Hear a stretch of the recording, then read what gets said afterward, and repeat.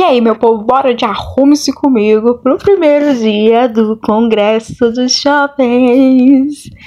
Enfim, eu tava muito animada pro congresso. Enfim, chegou o dia e aí está eu, bem linda, bem plena, pensando no penteado que eu iria fazer no cabelo. Tava com uma ideia, mais ou menos, mas não sabia exatamente o que eu ia fazer. Então, sabe, eu tava muito animada. Vocês estão vendo? Vambora, corre, galera.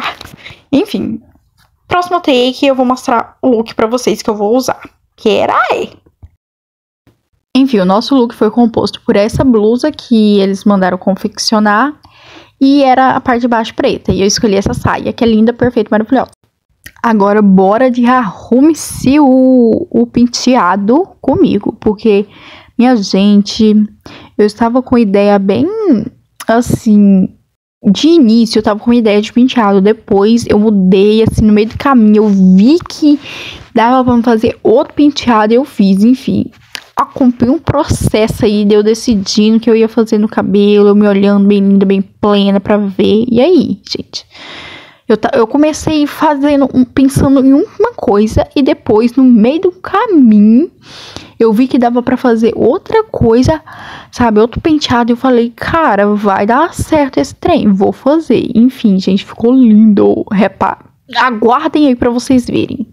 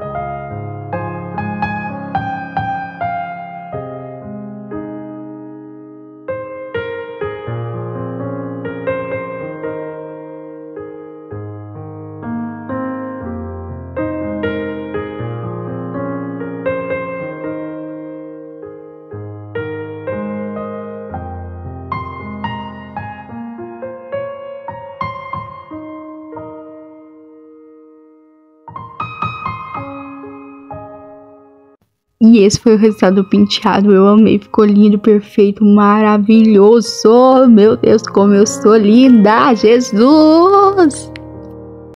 A gata bem linda, bem plena, bem animada na casa de papai do céu. Ai, gente, eu amei tanto esse penteado que eu vou fazer mais vezes. Nossa, eu preciso fazer esse penteado mais vezes.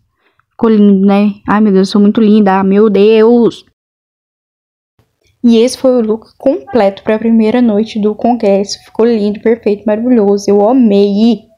Ficou perfeito.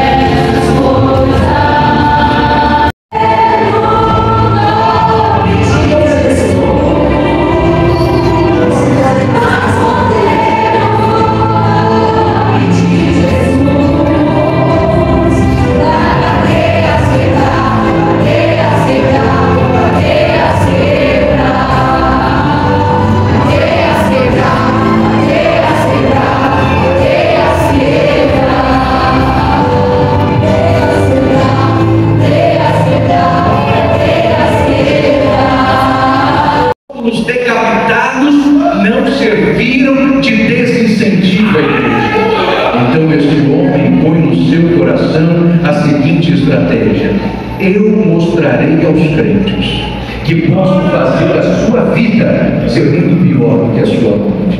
É quando ele então toma João, o último dos apóstolos que o nosso Senhor ainda vive, e põe no Patmos. Naquele momento, João, certamente, agora preso, não mais entre os crentes de Éfeso, não tendo mais perto de si os seus próprios discípulos, sem um púlpito para pregar, sem uma igreja onde proferir suas mensagens, sem os crentes para aconselhar, encontra-se só. Naquele momento, ele deve ter olhado para suas mãos, agora enrugadas, com sinais da velhice, com manchas senis.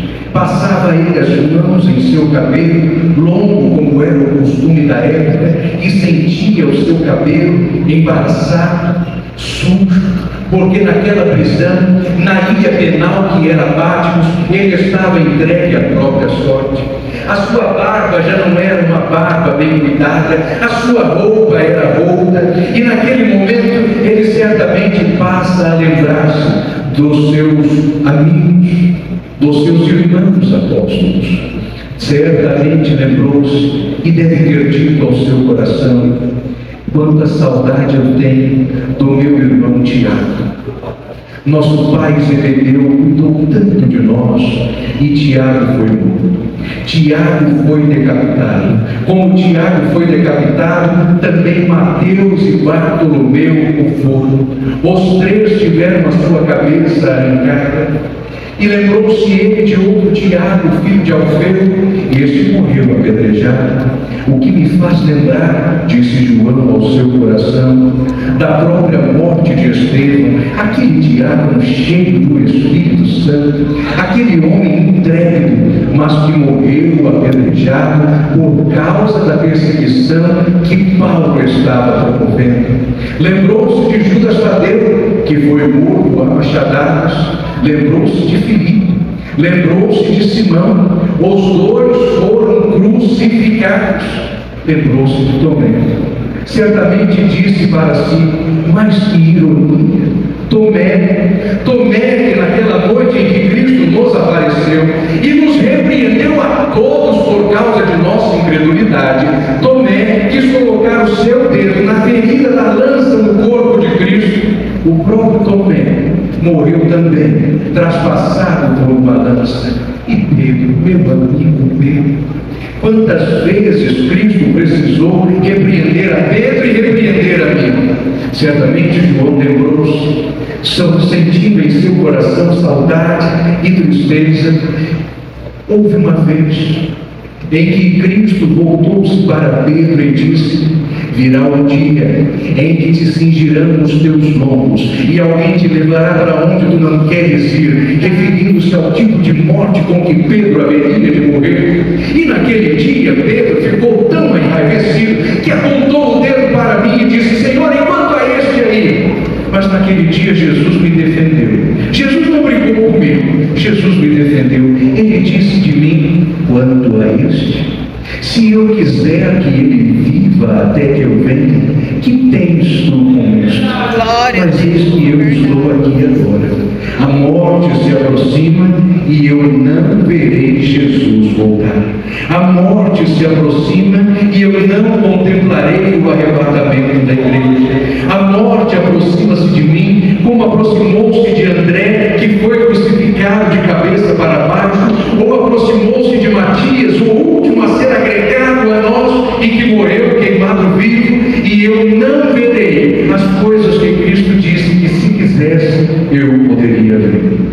Neste momento, acontece algo que é a mais doce e bela das ironias divinas, porque Cristo de fato não disse que João viveria até o arrebatamento, mas que, se Cristo quisesse, João poderia viver. Que João não viveu até o arrebatamento, sabemos nós, porque estamos aqui. O arrebatamento não deu-se ainda, mas João viu todas estas coisas.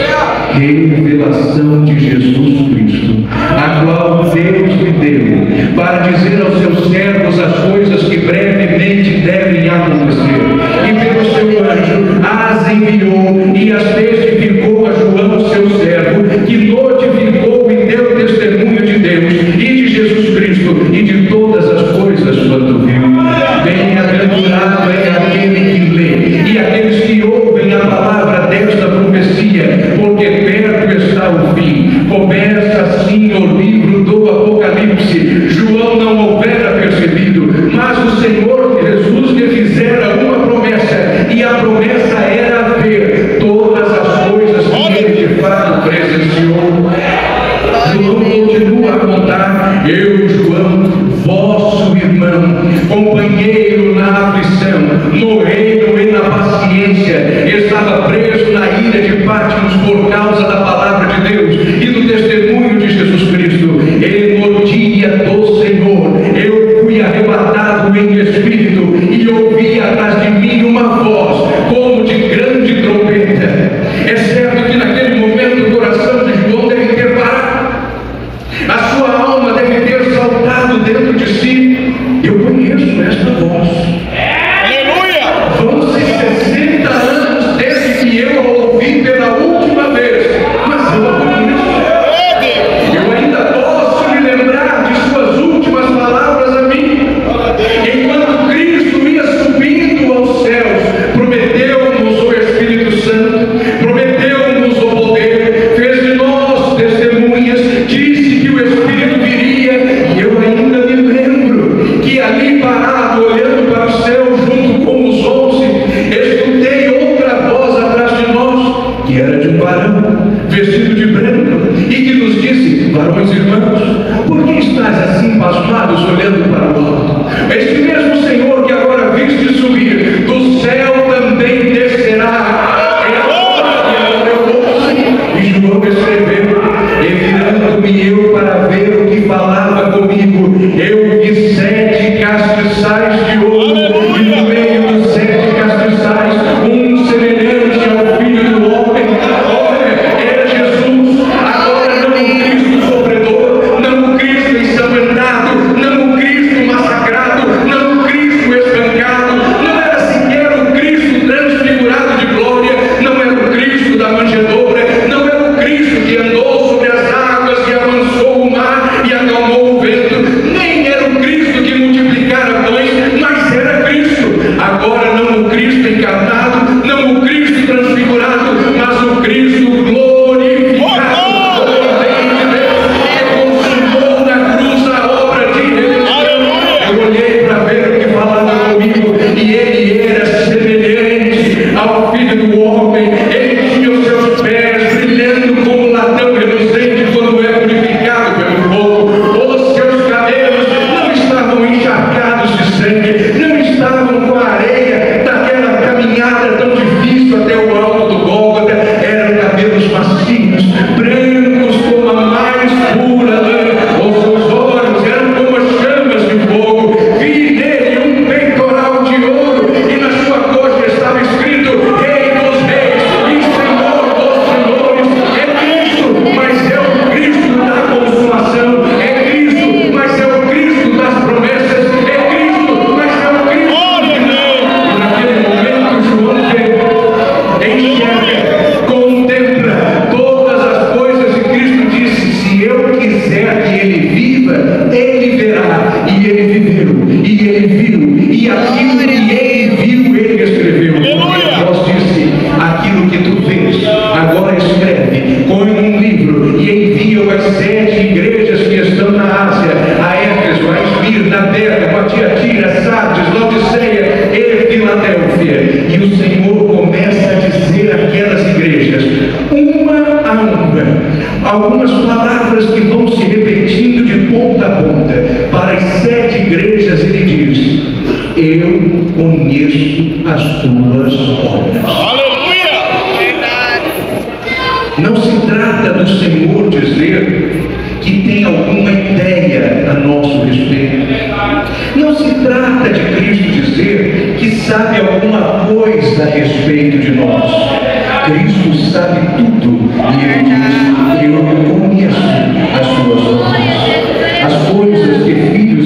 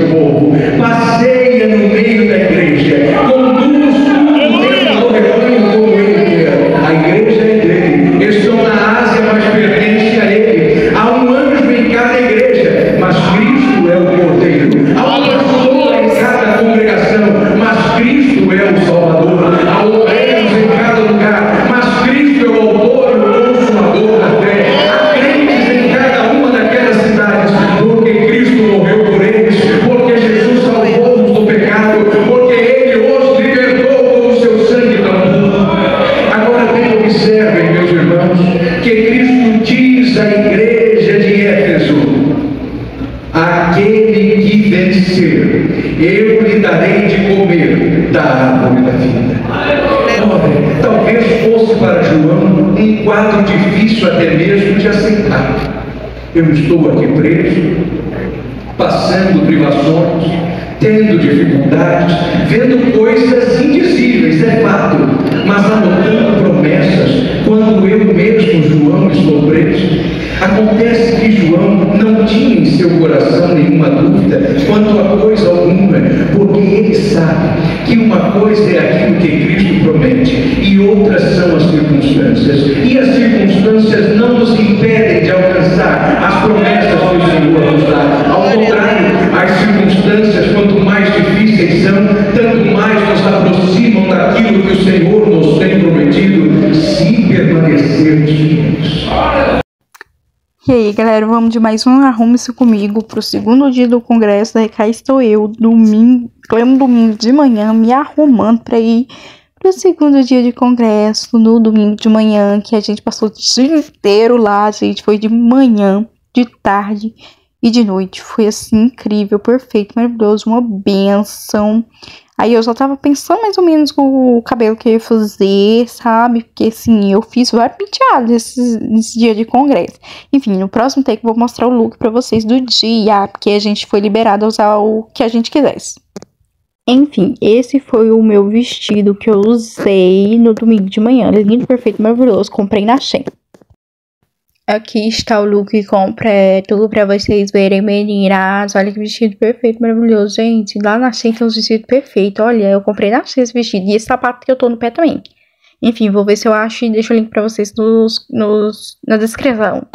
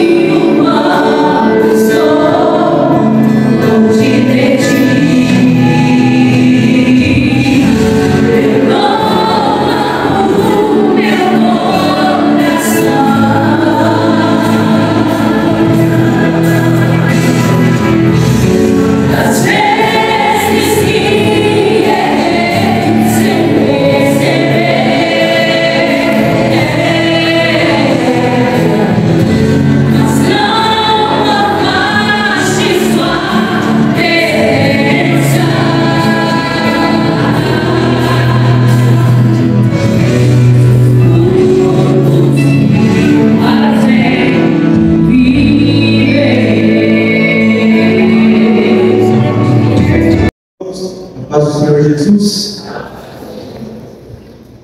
Quero dar uma palavra aqui. Segunda carta do apóstolo Pedro, capítulo 3, a partir do verso 10. Entretanto, o dia do Senhor virá como um ladrão, o qual os céus desaparecerão ao som de um terrível estrondo, e os elementos se desintegrarão pela ação do calor. A terra e toda a obra nela existente serão expostos ao fogo. Ora, se tudo que existe será assim aniquilado, que espécie de pessoas é necessário que sejais? Pessoas que vivem em santidade e piedade, aguardando o dia do Senhor e apressando a sua vinda. Naquele dia os céus se dissolverão pelo fogo e todos os elementos ardendo se dissiparão com calor. Todavia, confiados em sua promessa, esperamos novos céus e nova terra, onde habita a justiça. Nesse capítulo 3, o apóstolo Pedro vai tratar sobre o dia do Senhor. E ele diz que tudo isso será aniquilado pelo fogo. Essa terra que habitamos, esses céus que habitamos, será aniquilado. E ele faz uma pergunta: já que tudo isso irá passar, que é o que o apóstolo João confirma na sua primeira carta, que o mundo e a sua cobiça passam, mas aqueles que creem no Senhor permanecem para sempre. Pedro pergunta: que tipo de pessoas então devemos ser? E o interessante é que ele não diz pessoas que se entregam ao mundo, pessoas que se entregam ao pecado, pessoas que vivem com a esperança nessa terra. Ele diz pessoas que vivem em santidade e piedade, aguardando e apressando a vinda do Senhor. Aguardando em santidade, porque não esperamos nas coisas daqui, mas aguardando aquilo que nos espera, novos céus e nova terra, e apressando a vinda do Senhor, pregando o Evangelho, que Jesus cura, que Jesus transforma, que Jesus restaura, que Jesus batiza no Espírito Santo e que Jesus renova. Esse é o tipo de pessoas que devemos ser nos últimos dias. Pessoas que se entregam não a esse mundo, mas à palavra, porque aqueles que creem na palavra permanecem para sempre e permanecerão nos novos céus e nova terra, que o Senhor virá e fará tudo de novo. Amém? Graças pela oportunidade.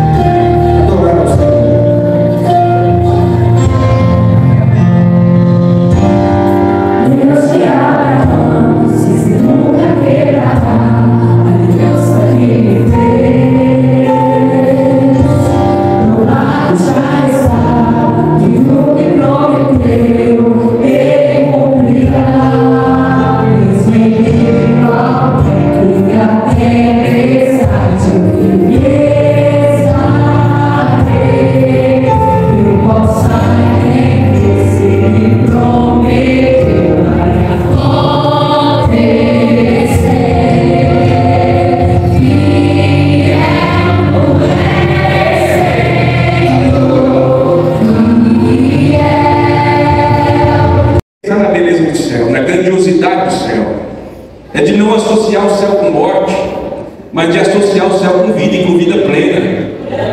É de não associar o céu como fim, mas de associar o céu como começo, como eterno, com um tempo sem fim ou sem tempo.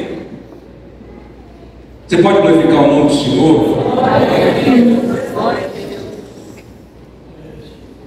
Eles tinham uma mentalidade de escravos, e a determinado momento, quando voltam do relatório da terra que eles foram espiar, lá em Números capítulo 13, que a mentalidade deles era uma mentalidade ainda menor do que escravos, porque quando eles veem os gigantes, eles vão dizer assim: olha, eles nos olhavam e ao olhar deles nós éramos como gafanhotos, e nós também nos sentimos, nos vimos assim como gafanhotos. Então, irmãos, aquele povo estava com a mentalidade tão fechada, tão distante daquilo que Deus queria para eles, que eles se viram como insetos, menos que escravos. Menos que escravos. Irmãos, eu quero dizer uma coisa para vocês: escravos não podem conquistar. Lá em Provérbios, capítulo de número 30, os versos 21 e 23, diz que há 3 coisas que estremecem a terra, e a quarta a terra não pode suportar. A primeira delas é o escravo quando ele converte, quando ele reina. Depois, nós temos um tolo quando prospera financeiramente, só financeiramente. Depois nós temos uma mulher amargurada contra da casa. E a quarta é uma serva quando toma o lugar da sua senhora. Mas eu quero focar aqui na primeira: um escravo quando reina. Sabe por quê, irmãos? Porque ele está reinando, mas a mente dele é escravo. E o escravo, quando chega ao poder, tudo que ele quer é satisfazer suas carências, satisfazer suas necessidades. Coisa terrível, irmãos, é quando gente com mentalidade de escravo toma o poder, chega ao poder. Porque ele não vai pensar no coletivo, ele não vai pensar em abençoar vidas, ele vai pensar em quem sim. Um gafanhoto, quando chega ao poder, ele vai devorar tudo que está à volta dele, vai correr tudo, vai destruir tudo. Então, os escravos não podem chegar ao poder, não podem conquistar. E se conquistar, estremece a terra e gera problema. É por isso que, antes da conquista, a nossa mentalidade tem que se transformar em mentalidade escrava, mentalidade de filho. É isso que Deus estava fazendo com aquele povo, especialmente com Josué, que estava com a incumbência de liderar aquele povo. É transformar a mentalidade. No primeiro ponto, condições necessárias para a conquista, é que nós conheçamos a Deus como Pai, é que nós tenhamos uma identidade de filhos amados. Segundo, é que nós reconheçamos a necessidade de ter um Pai na fé.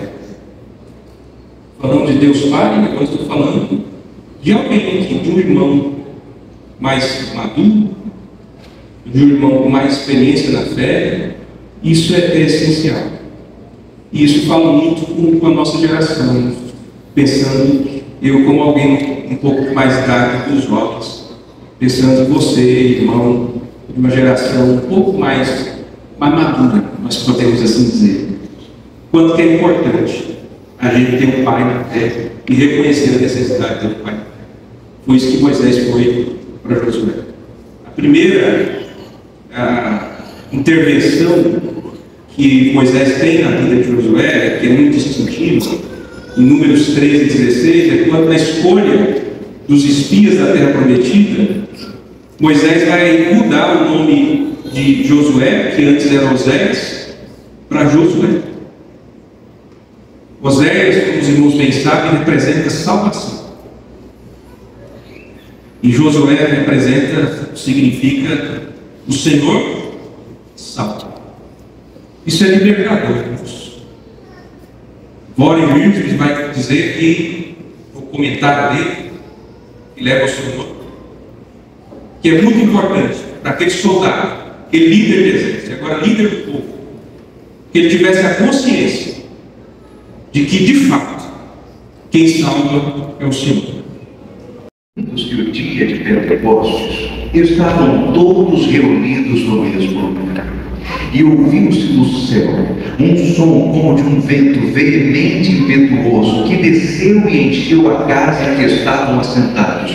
E todos foram cheios do Espírito Santo, e foram vistos sobre eles línguas repartidas como que de fogo, e cada um falava em outras línguas conforme o Espírito lhes concedia que falasse.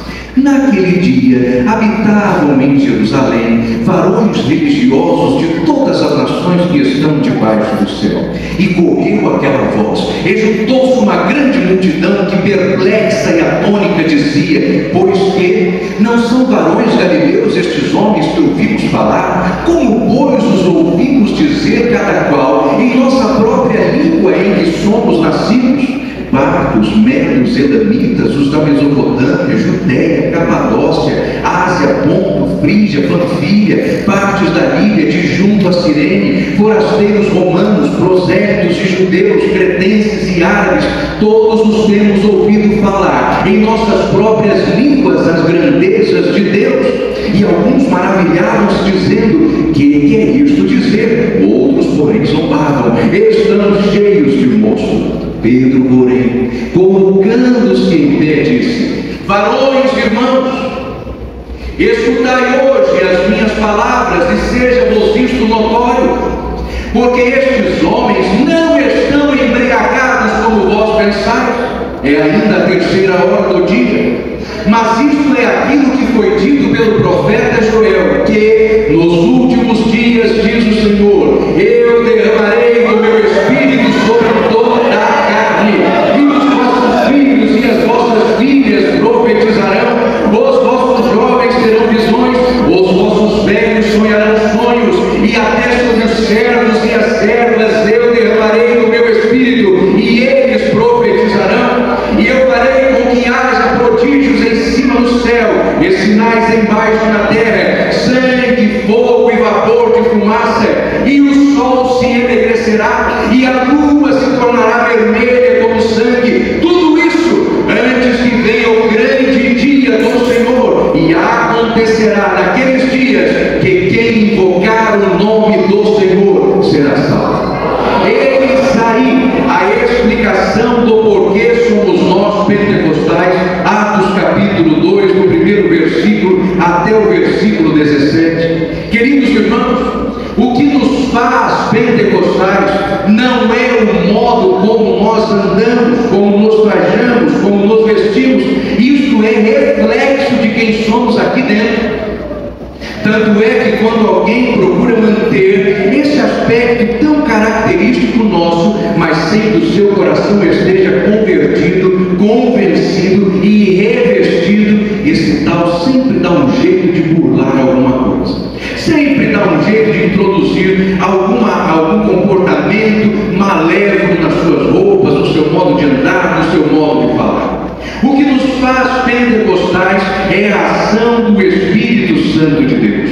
Não é a aparência da piedade, é o Espírito Santo de Deus. Aliás, o apóstolo Paulo já havia dito ao jovem Timóteo, falando-lhe a respeito dos tempos trabalhosos, 2 Timóteo no capítulo 3, disse ele: olha, os últimos tempos serão tempos trabalhosos, porque haverá homens amantes de si mesmos, blasfemos, cruéis, incontinentes, homens irreconciliáveis, profanos, blasfemadores, homens desobedientes a pais e mães, homens que, tendo a aparência da piedade, parecem crentes, andam como crentes, falam como crentes, vestem-se como crentes, têm a aparência da piedade. Mas Paulo completa o pensamento, porque vem do Senhor e é inspirado. Negam, porém, a eficácia do amor. Não são crentes de verdade. Deles, afasta-te, é o que o apóstolo Paulo disse a Timóteo. Queridos irmãos, nós devemos agora, portanto, observar que nós somos pentecostais porque o Espírito Santo opera todas estas coisas em nós, repartindo particularmente a cada um como quer. 1 Coríntios capítulo 12, versículo 11. É o Senhor quem faz, é o Espírito quem faz, é Ele que visita, é Ele que batiza, é Ele que reveste. Eu sei que os meus irmãos não têm problema algum, dúvida alguma, em bem entender que o Espírito Santo batiza. Mas preste atenção àquilo que nesta manhã já nos foi dito com alerta. Nós, embora não sejamos, porque não somos mesmo, sensacionistas, às vezes agimos como se fosse, pensando que a ação do Espírito Santo está diminuída, está restrita, está aguardada para determinado momento. Meus irmãos, o Espírito Santo de Deus continua a batizar, continua a dar dons, o Senhor continua a operar milagres, sinais e prodígios, e estes sinais confirmam a pregação, confirmam o Evangelho, confirmam a nossa mensagem, porque o Senhor Jesus Cristo é vivo, Ele é batizador, para que nós vivamos esta plenitude do Espírito, para que vivamos a realidade do Espírito. Há uma coisa que deve estar em nosso coração, dada por certa, e ela não pode ser questionada de maneira alguma. Nós cremos nas promessas espirituais e nós cremos que elas são para o tempo de hoje, elas não estão restritas ao passado. O Senhor continua a batizar. Quero contar aos meus irmãos algo que vivi há pouco mais de uma década. Cerca de uns 12 anos atrás, eu recebi um contato de uma editora muito grande, muito conhecida em nosso mundo. E essa editora ia publicar um livro, veja o nome do livro, Teologia Pentecostal. E o editor... Essa sou eu, ainda bem plena, já com a blusa para o segundo dia de noite do congresso, porque eu já estava atrasada e não tinha dado tempo de eu gravar outro take antes de vestir a roupa para vocês. Daí eu tava já começando a pensar o penteado que eu ia fazer no meu cabelo, e no próximo take já mostro para vocês como ficou o penteado.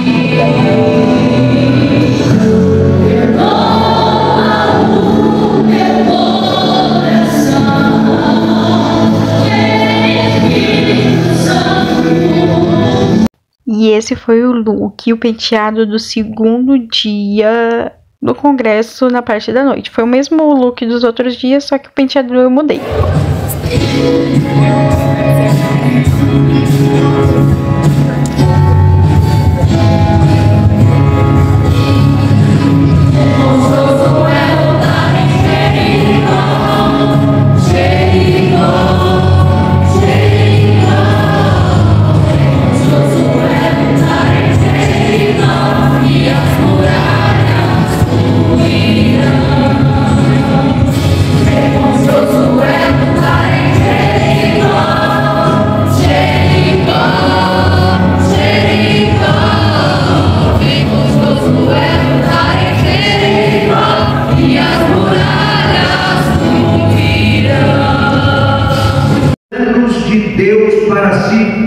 O que é que Deus tem e quer para a minha vida? Muita gente passa anos, décadas, sem saber o que Deus lhe está reservando. Este rapaz, aos 15 ou 16 anos, já sabia o que Deus tinha para ele. Ele seria colocado em lugar de destaque e a sua família haveria de encurvar-se diante de si. Como isso aconteceria ainda não está claro, mas já era claro que era o plano de Deus para ele. Mas como sabemos disso?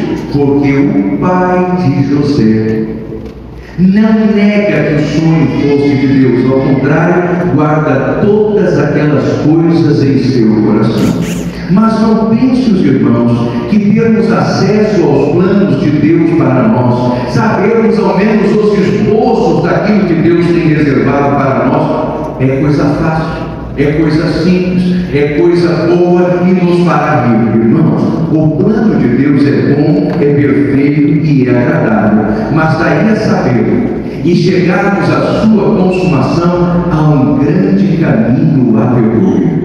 E eu quero que com a mensagem de hoje, o estudo de hoje, nossos jovens e adolescentes percorram este caminho até a consumação dos planos de Deus, sem se perder, sem desanimar. Os irmãos conhecem a história de José tão bem quanto eu.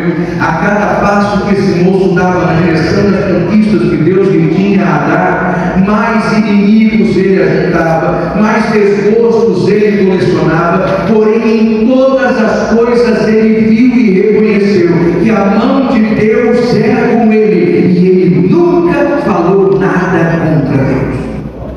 Era um moço que tinha o seu coração resolvido, resoluto, decidido, sabendo que Deus estava no controle de tudo. Nós não o vemos blasfemar contra Deus, questionar ao Senhor, reclamar com Deus. Ao contrário, ele permaneceu fiel, sabendo que tinha sonhado algo, e que se esse algo viesse a cumprir-se como de fato viria, ele teria diante de si seus irmãos, seu pai, talvez as mulheres de seu pai junto de si, todos reverenciando de alguma forma. Como? Eu não sei. Onde? Não imagino. De que maneira? Não dá para afirmar ainda. Mas esse moço sabia que o que tinha sonhado vinha de Deus, e seu pai sabia também. Sobre os desvios doutrinários do presente século. Como vencer de forma precisa as percepções, de maneira curta e cirúrgica, o autor apresenta a resposta e ele diz: vocês vão vencer pela fé. A fé, no capítulo 11, é o firme fundamento das coisas que se esperam e prova das coisas que se não veem. Por ela os antigos alcançaram o testemunho, de sorte que aquilo que se vê foi feito a partir do que não é visível. Ora, sem fé é impossível agradar a Deus, porque importa que aquele que se aproxima de Deus creia que Ele existe e que Ele é galardoador dos que o buscam. Esse texto dialoga com João. Em sua primeira carta, no capítulo 5, versículo 4, ele diz: e essa é a vitória que vence o mundo, a vossa fé. Por sua vez, o autor continua dialogando, e agora é com o apóstolo Paulo. Em sua segunda carta, no capítulo 1, versículo 24, Paulo vai dizer: pela fé estamos em pé. E se não bastasse, Paulo continua falando, escrevendo aos Romanos, no capítulo 8 e versículo 18: bem, as aflições deste tempo presente não são para comparar com a glória que em nós há de ser revelada. De sorte, queridos, que se quisermos vencer os desvios doutrinários, se quisermos vencer as tribulações, se quisermos vencer as tentações, nós precisamos de muita fé. E depois de ensinar sobre a fé, no capítulo 11, já dentro da classificação, na parte prática da epístola, o escritor anônimo vai dizer, ou disse, que o modelo supremo é Cristo. Ele fala, olhando para Jesus, autor e consumador da nossa fé. Ou seja, ele apresenta Cristo como modelo supremo, o padrão, o exemplo, o modelo que deve ser seguido. Em outras palavras, Cristo não pode ser perdido de vista. A Nova Almeida Atualizada traduz esse texto da seguinte maneira: olhando firmemente para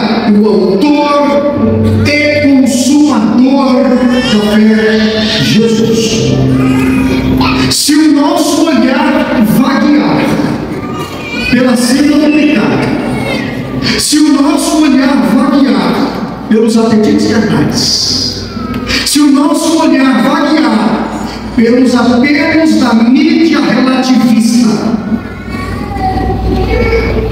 se o nosso olhar vaguear pelas notícias dos jornais, se o nosso olhar vaguear pela corrupção do mundo, nos curvaremos, cairemos. E isso é realidade, porque o salmista falou assim, ó: uns encurvam-se e caem. Se você quiser cair, tire os olhos do autor e consumador da fé, você vai cair. Mas o mesmo salmista diz: uns encurvam-se e caem, nós nos levantamos. Esse é o objetivo. Isso significa que estamos numa caminhada e a nossa espera está o autor e o consumador da fé, ou seja, olhando fixamente, firmemente para ele. Por que eu olharia para ele se ele não fosse o meu alvo? Por que eu olharia para ele se ele não estivesse na ponta? Por que eu olharia para ele se ele não fosse o meu objetivo, o nosso objetivo? Nós olhamos, porque ele está lá, ele está na ponta, ele está nos esperando. Então nós não estamos como que caminhando perdidos. A Bíblia diz, e recomendando até a nós, que vivamos como peregrinos e forasteiros. Estamos numa caminhada, mas lá na ponta está o autor e o consumador da nossa fé. Isaías capítulo 45, o profeta já dizia, e obviamente 700 anos antes de Jesus aparecer com seu ministério consolidado, Isaías já dizia no capítulo 45, e até como uma profecia para ser cumprida na vida do nosso mestre Jesus, e ele diz: olhai para mim e sereis salvos, vós, todos os termos da terra. Por quê? Porque ele é o nosso exemplo, é aquele para quem devemos olhar. Grave isso. Se você olhar à sua volta e fixar o olho nisso, você vai cair. Mas se tu olhar para Jesus, ele é o autor e o consumador. Então, galera, isso foi um pouquinho dos 2 dias de congresso que eu gravei pra vocês. Foi assim, incrível, maravilhoso, foi uma bênção de Deus. Eu já tô com saudade. Eu já quero outro congresso pra poder ir, porque assim, gente, muito animada ela, gente. Eu sou assim, muito maluca por congresso. Eu amo congresso de jovens, gente. É a melhor coisa que existe na vida. Eu queria ter ido pro Madega, mas não deu certo, né, pra ir esse ano. No ano que vem, pretendo ir. Mas, assim, eu não sei se eu vou, porque em nome do Senhor Jesus Cristo eu estou profetizando em minha vida que ano que vem eu vou estar casada. Daí, consequentemente, eu não devo estar por aqui. Então, eu não sei se vai ter como eu ir. Qualquer coisa eu venho pra cá, mas no congresso depois eu volto pra formar a house, né? Mas, enfim, esse foi um pouquinho do congresso que eu gravei pra vocês poderem sentir um pouquinho do que foi o congresso, mas nada. Gente, esse pouquinho não se compara ao que foi esse congresso, gente. Foi incrível, foi maravilhoso. O tema, né, geral desse ano é... Como que é? Conquista? É o ano da conquista. E assim, gente, os pregadores, né, o principal pregador foi o Gunnar Berg. Ele é de São Paulo, eu acho que é de Campinas. Enfim, ele foi chamado pra pregar aí, ele pregou, eu acho que 4, 5 vezes, gente. Esse homem prega, que é uma bênção, Jesus. Gente, foi incrível, sabe? Falou sobre conquista, mas a maior conquista que eles poderiam ter falado, que é ir morar na glória com Jeová, gente. Se falou muito sobre isso, sabe? Sobre a gente lutar para conseguir morar na glória com o Senhor, né, gente? Porque não é fácil, gente.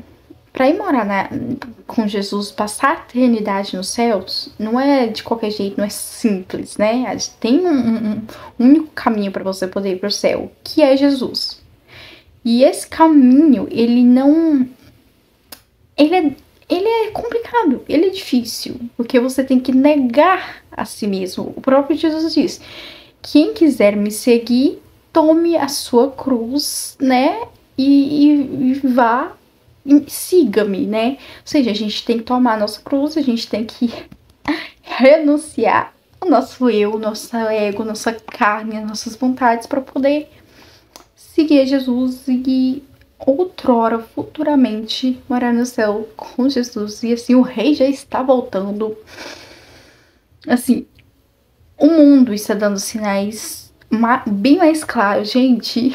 Meu Deus, Jesus tá voltando. E eu tô tipo, outrora, gente, até ano passado eu estava mais preocupada com o meu casamento, com o casado, que com a volta de Jesus. Você está acreditando nisso? Meu Senhor. Mas Deus, esse ano, ele abriu os meus olhos. E assim, se der pra casar antes de Jesus voltar, beleza, galera. Glória ao Senhor. Bendito seja Deus, louvado seja o nome de Jesus. Mas, se Jesus voltar antes de eu casar, gente, eu não tô nem aí. A única coisa que eu tô querendo agora é ir morar no céu com Jesus. A única coisa que eu quero agora, gente, é isso. Volta logo, Jesus. Eu tenho saudade de casa. O céu é o meu lar. O céu é minha morada. Ai, gente, que vontade de Jesus voltar logo. Vocês estão preparados? Porque, assim, eu tenho certeza que... Assim, eu não sou santa, né? Não tem nem como a gente ser santo. O único santo que pisou nessa terra foi Jesus. Mas eu tô na luta. Tá? Sabe? Tô na luta. Enfim, mas eu tenho certeza que eu vou ser salva. Glória a Jesus. Eu tenho certeza disso. Eu não tenho dúvidas de que se Jesus voltar hoje, eu vou morar na glória junto com ele. Eu vou escutar as trompetas tocar. Enfim, então eu tenho certeza da tua salvação.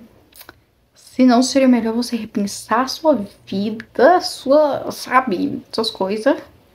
E assim, gente, Jesus tá chegando aí. Jesus já tá batendo na porta. Te conserte, senão tu não vai pro céu não, amado. Sabe? Tem duas opções, o céu ou o inferno. Tu que decide pra onde você vai, tá? Deus, ele não escolhe pra ninguém não. Ele deixou um negócio pra gente chamado livre-arbítrio, que é pra gente poder escolher as coisas, tá? Então assim, pra depois ninguém reclamar. Ah, mas que não sei o que. Você escolheu, né? Enfim. Mas enfim, gente, é isso aí. Eu amei o congresso, gente. Agora em março, dia 29, vai ter um congresso que vai ser em Anápolis. Ai, meu Deus, eu já tô animada. Gente, me perdoe o mal de Parkinson aqui, tá, gente? Essa câmera sacudindo. Porque eu tô gravando aqui, segurando o trem, o celular. E assim, eu tenho um streamlink, então vai ficar tremendo. Mas enfim, gente, tem congresso agora em março de novo. Vai ser só um dia. Na verdade, eu acho que lá vai ser 3 dias. Só que a gente só vai em um. Aí eu vou ver se eu gravo alguma coisa pra vocês também. Não sei, vamos ver. Mas é isso, gente. Ai, um recado que eu queria dar pra vocês, galera. A minha ring light quebrou. Eu quebrei minha ring light. E agora, assim, tem graças a Deus, pelo menos ficou um vídeo que eu gravei antes da ring light quebrar. Que é um vídeo testando os produtinhos e negócio do meu cabelo. Mas é só esse vídeo. Agora eu vou ter que me virar nos 30, nos 40, 50 pra poder gravar vídeo sem ring light. Eu vou comprar outra, gente, que eu achei na Shein. Uma que vem o kit com a ring light, o tripézinho de mãos, tem um negocinho assim. Aí eu vou ver se eu compro. Só que eu não tenho money, né? Eu vou comprar na fé de que Jesus vai me dar o dinheiro pra eu poder comprar o trem. Ou vai me dar um emprego, vai me dar recurso pra pagar o negócio, né? Porque, gente, eu não tenho dinheiro. Eu tava olhando meu primo. Só que aí minha prima resolveu colocar ele na creche. Eu não sei, eu tô pensando aqui o que eu vou fazer na minha vida. Aí, como ele tá na creche, né, a criança, eu não tô olhando mais. Então, eu não tenho esse dinheiro mais que eu ganhava de olhar meu primo. Então, sem money. Mas eu confio em Deus, de que se ele não me der o dinheiro, ele vai me dar recurso pra poder pagar o negócio, né? Vou ganhar dinheiro de um jeito ou de outro, trabalhando, ou sei lá, de repente aqui o canal de uma hora explode, né? Porque Jesus, ele pode fazer o que ele quiser. Deus é Deus, ele faz o que ele quiser. Enfim, é isso aí, gente. Esse foi o vídeo. É isso aí, gente. Eu espero que vocês tenham assistido até o final. Curte o vídeo, se inscreve no canal, comenta qualquer coisa aqui embaixo. Deixa o like. E é isso aí, até o próximo vídeo. O próximo vídeo vai ser o do negócio que eu coisei aqui no cabelo. Testando um negócio lá, um produto que eu tinha comprado. Enfim, é isso. Nossa, eu já falei demais. Um beijo. Fica com o pai e até o próximo vídeo. Meu Deus do céu, gente. Eu sou maluca. Crazy, louquinha da Mitchell sou eu. Releve.